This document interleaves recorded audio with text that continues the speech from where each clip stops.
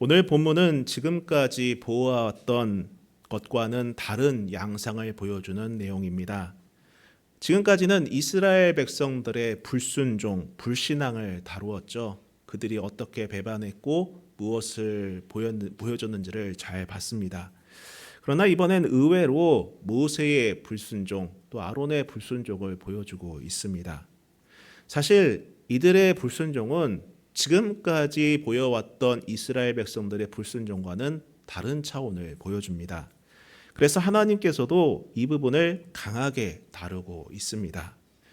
그래서 오늘 본문이 우리에게 주는 메시지는 분명합니다. 고린도전서 10장 12절 말씀으로 이를 가름하면은 그런즉 선줄로 생각하는 자는 넘어질까 조심하라 라는 거예요. 선줄로 생각하는 자는 넘어질까 조심하라. 여러분, 신앙의 여정은 끝날 때까지 끝나는 것이 아닙니다. 누구도 이만하면 됐다 싶을 만큼 서 있는 사람은 없어요. 이만하면 신앙의 모범이다. 나만큼만 해라. 이만하면 됐다.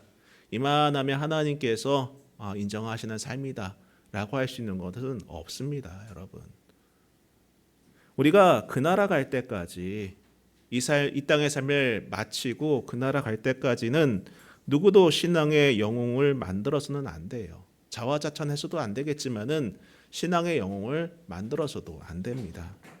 참 그런 면에 있어서 두려워요. 저도 많이 두렵습니다. 여러 이제 영적 지도자라고 할 만한 분들이 잘 가시다가 끝에 이게 넘어지는 것을 볼 때마다 저도 참 많이 두렵다는 생각을 합니다. 모세의 불순종이 가져온 결과는 과연 무엇일까요? 무엇이 그로 하여금 불신앙의 형태를 보이게 만들었을까요? 오늘 말씀을 통해서 한번 묵상해 보도록 하겠습니다. 1절부터 보시면은요. 첫째 달에 이스라엘 자손 곧 온 회중이 신광야에 이르러 백성이 가데스에 이르더니 미리암이 거기서 죽음에 거기에 장사되니라. 오늘 시간이 본문에는 특정되어 있지는 않았어요. 어느 시점인지 몇 날 며칠인지 나와 있지는 않지만은 그 시점을 가늠하게 하는 사건이 등장합니다. 바로 미리암이 죽었다는 거예요. 미리암의 죽음을 말합니다. 이는 무슨 의미를 보여주는 것입니까? 이제 이스라엘 백성들의 광야 생활이 막바지에 이르렀음을 상징하는 대목입니다. 출애굽 세대를 대표하는 지도자인 미리암, 아론, 모세, 이들이 죽어간다라는 것은요, 이미 그 시점이 끝에 다 달았다. 광야에서의 삶이 이제 거의 막바지에 이르렀다라는 것을 상징합니다. 또한 이것은 무엇을 말합니까? 기존 세대는 사라지고 새로운 세대가 등장한다라는 말과도 같다는 거예요. 그런데 여러분, 놀랍게도 성경은 이 사건이 일어난 장소가 어디라고 말합니까? 공교롭게도 가데스 바네아라고 말하고 있어요. 저와 함께 민수기를 쭉 읽어오신 분들은 가데스 바네아 하면 떠오르는 사건이 있을 것입니다. 바로 민수기 13장, 14장에 기록된 내용이죠. 그 사건을 떠올릴 수 있습니다. 거기서 어떤 내용이 있었습니까? 바로 12 정탐꾼의 이야기가 기록되었어요. 가나안 땅을 앞에 두고 하나님께서 이제 그 땅에 들어가라 했을 때에 백성들이 어떻게 반응합니까? 그래도 정탐꾼을 좀 보내는 게 낫지 않겠습니까? 그래 봐라. 갔다 왔는데 어떻게 됐습니까? 2명은 할 수 있습니다. 갈 수 있습니다. 하나님께서 우리에게 주셨습니다. 말했지만은 나머지 10명은 부정적인 말을 해요. 결국 백성들이 그 부정적인 말에 휘둘려서 어떻게 됩니까? 하나님의 징계를 받지 않습니까? 그 결과 이들은 40년 동안 광야 생활을 해야만 했어요. 너희들은 아직 준비가 안 됐어. 그러니까 다시 광야로 들어가라. 그래요. 그래서 그 결과 이들은 40년이라는 시간을 광야에서 방황하는 시간으로 보냅니다.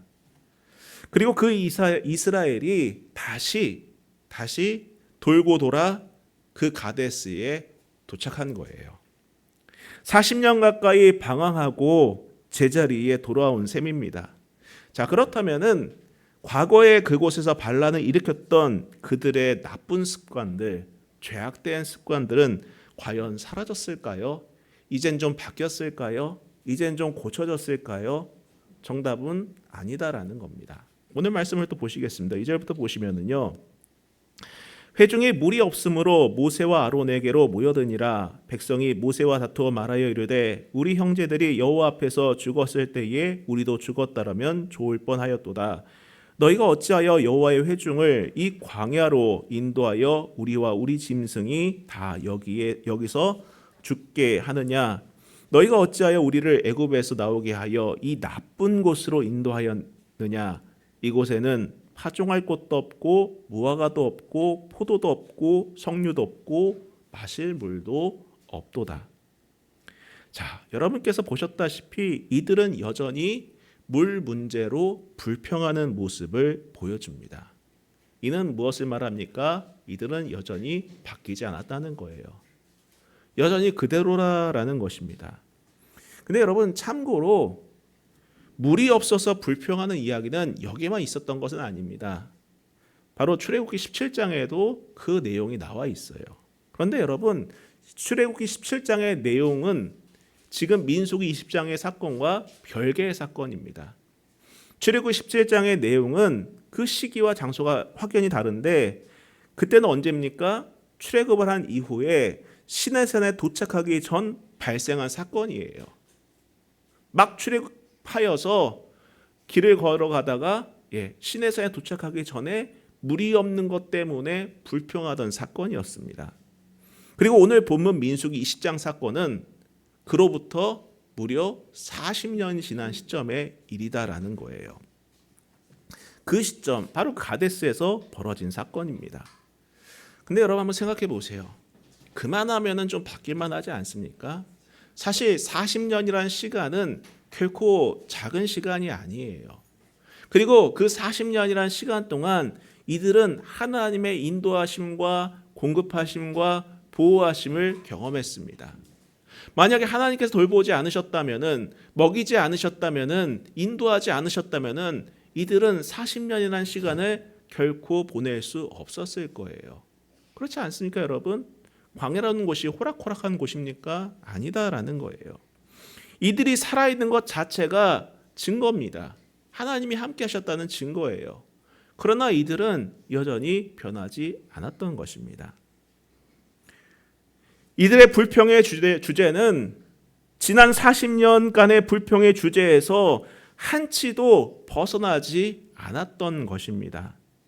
물이 없는 상황을 만나자 똑같은 레파토리로 지도자들과 다투고 하나님께 불평을 한다라는 거예요. 어려움을 만날 때마다 애굽을 그리워하고 출애굽의 구원을 멸시했으며 가나안의 약속조차 외면하는 모습을 보여주고 있는 것입니다. 근데 여러분 놀라지 마십시오. 과연 이들이 40년 전 그들과 동일한 사람이라고 생각하십니까? 아니에요. 그때 당시에 불평했던 세대는 다 죽었어요. 그리고 새로운 세대예요, 지금요. 새로운 세대입니다.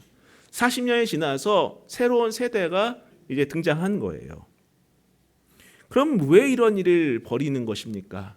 답은 하나다라는 것입니다. 기존 세대에게 그대로 배웠다는 거예요. 부모에게 그대로 배운 것입니다. 선배들에게 그대로 배운 거예요. 여러분 부탁드리는데 여러분의 가정과 특별히 자녀들에게 감사를 가르치시기를 부탁드립니다. 감사를 가르치세요. 불평이 아니라 감사를 가르치시기를 부탁드립니다. 사실 불평은요, 내게 없는 것을 보면 나오는 게 불평이에요. 내게 없는 것만 바라보면 불평할 수밖에 없습니다. 근데 만약에 가정에서 없는 것만 바라보면서 불평하면 그걸 누가 배웁니까? 우리 자녀들이 배우는 거예요. 반대로 감사는 어떨 때 나오는 것입니까? 있는 것을 보면 감사하게 되는 거예요. 내게 주어진 것들, 내게 이미 있는 것들을 바라보면서 감사합니다. 그럼 이걸 누가 보고 배웁니까? 자녀들이 보고 배운다는 거예요. 그러면서 그 감사를 닮아가는 것 아니겠습니까? 오죽하면은 자녀가 부모의 거울이라고 하겠습니까? 여러분. 참 이게 안타깝다라는 것이죠. 이스라엘 백성들이 그 40년이 지나고 새로운 세대가 등장했음에도 불구하고 여전히 과거의 그 불평과 전혀 바뀐 바가 없는 불평을 드러내는 것을 보면은 이들이 얼마나 불평이 습관화된 민족인지를 상상할 수 있다는 것입니다. 그래요.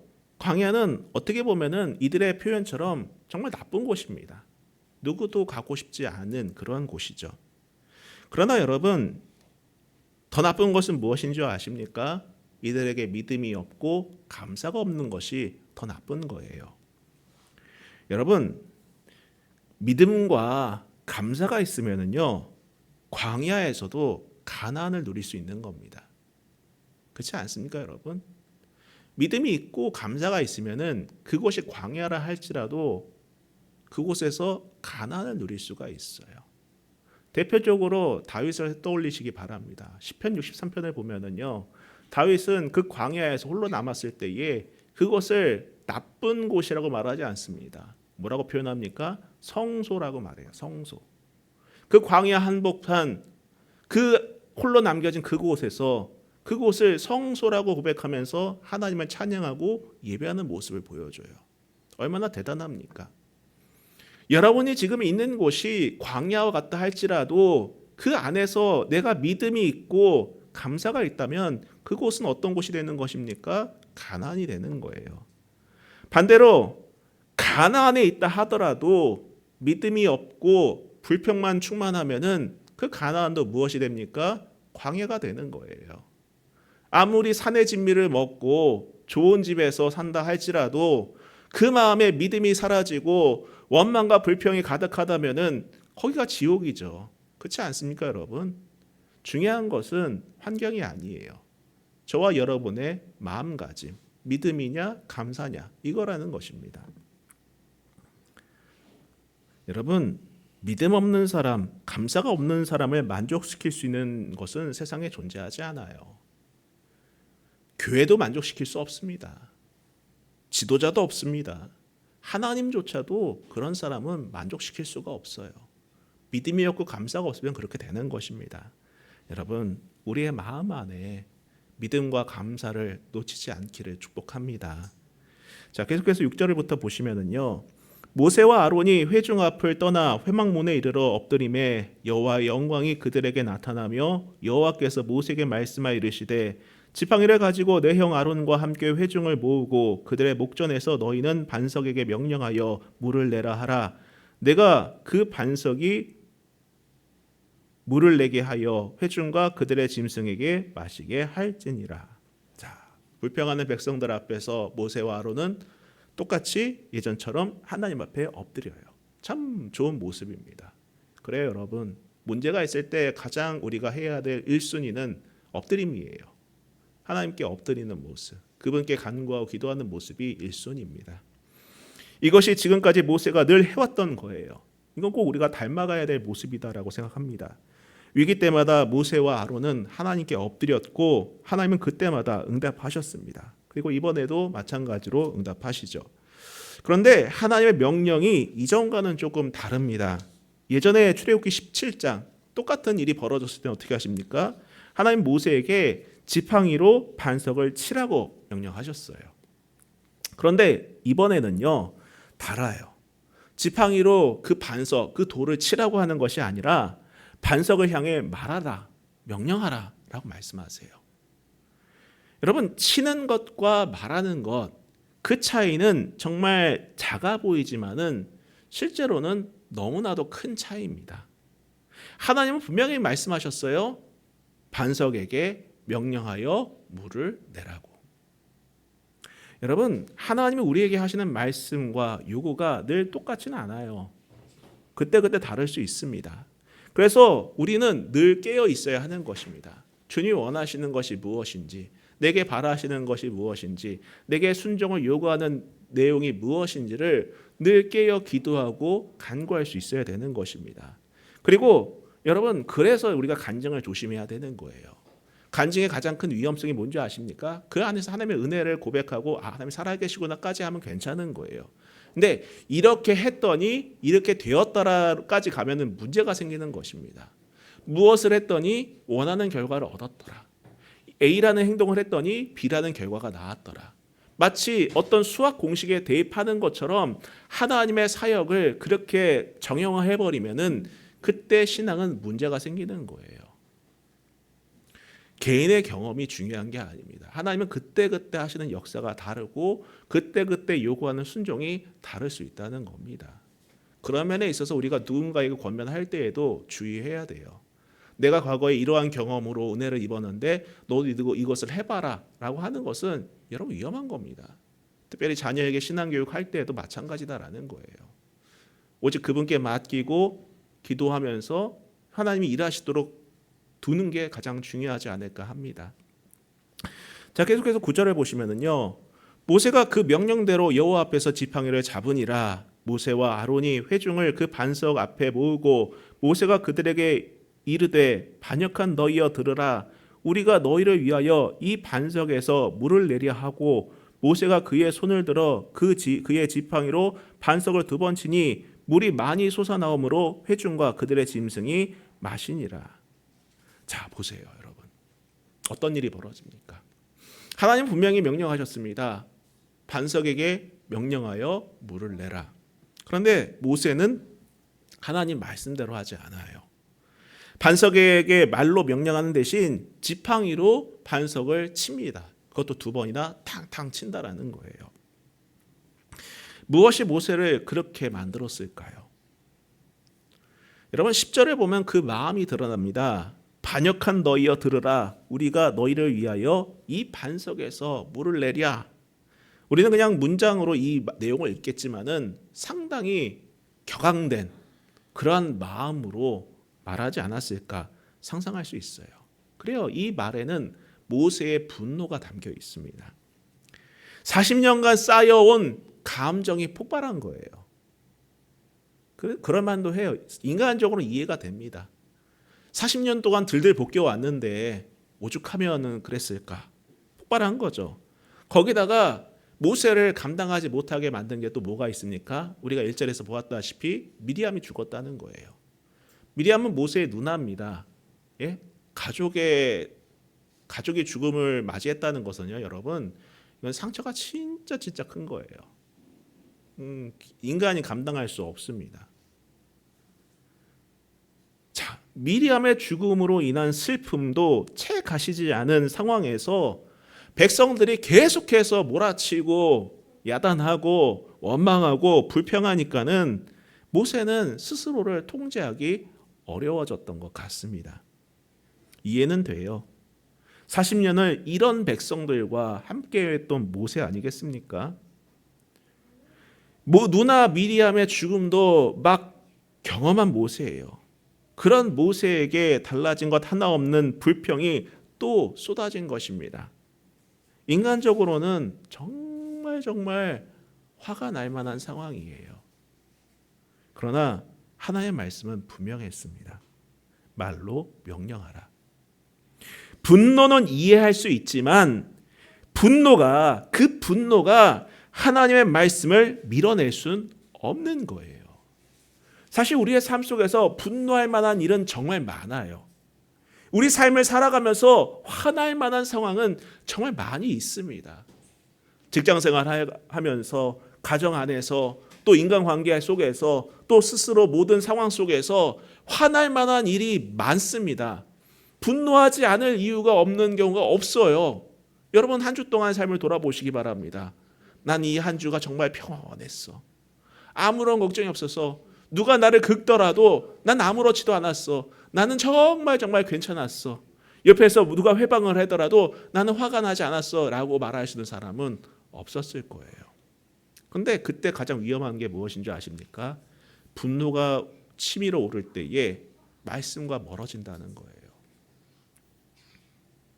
그 분노가 하나의 말씀을 압도하여서 나로 하여금 하지 말아야 할 불신앙적인 행동을 하게끔 한다라는 것입니다.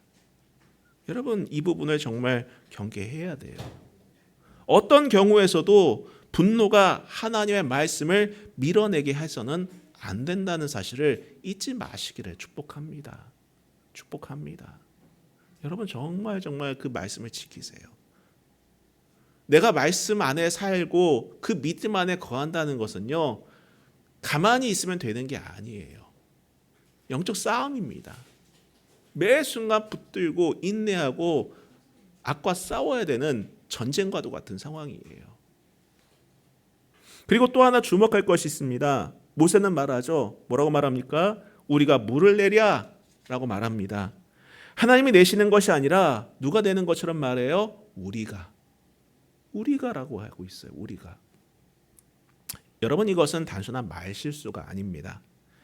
하나님의 영광을 자신들이 가로챈 거예요.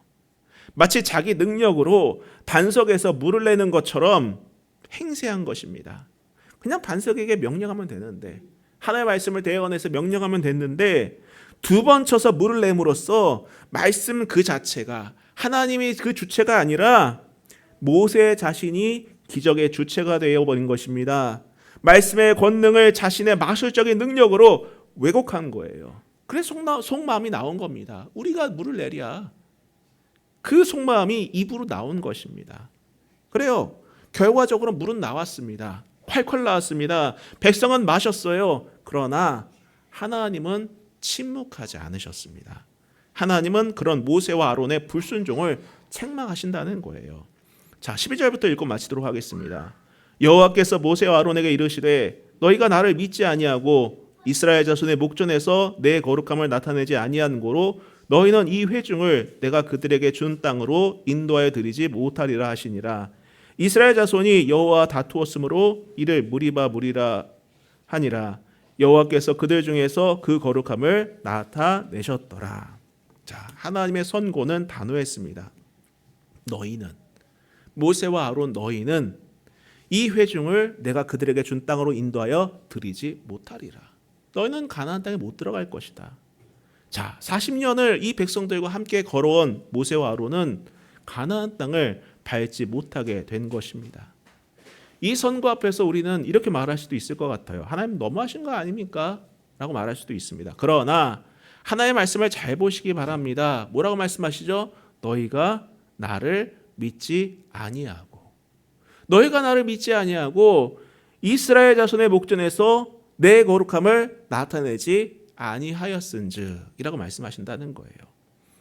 하나님이 모세와 아론을 책망하신 이유는 단순히 규정을 어겼기 때문이 아닙니다. 두 가지다라는 거예요. 첫 번째는 무슨 문제입니까? 믿음의 문제다라는 겁니다. 너희는 믿음이 없었다라는 거예요. 말로 명령해도 반석에서 물이 나온다는 것을 믿지 않고 손에 익은 방식, 즉 지팡이로 치는 방식을 택했다라는 것입니다. 예전의 경험, 오랜 신앙 경험이 오히려 하나님의 새로운 믿는 말씀을 믿는 것을 방해했다라는 거예요.